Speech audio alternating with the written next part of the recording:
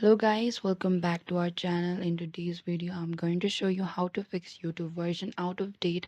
If you're experiencing a YouTube version out of date error, or you could try the following steps to resolve it. First, you need to update your YouTube app. Go to the Play Store and on the search icon, look out for the YouTube and tap on that.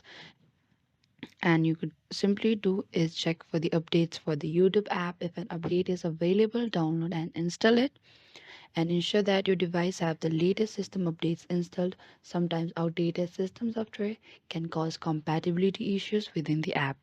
Or you could also try uninstalling the YouTube app and reinstall it back again. And this can often fix more complex issues as well. You could also try clearing the app cache and the data.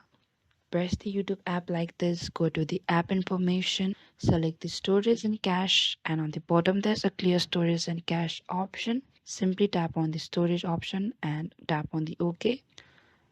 And this can resolve related to outdated or corrupted data as well.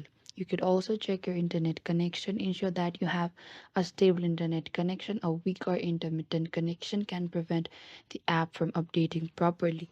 And you can also try restarting your device. Sometimes a simple restarting your device can resolve minor software glitches that may be causing the issue.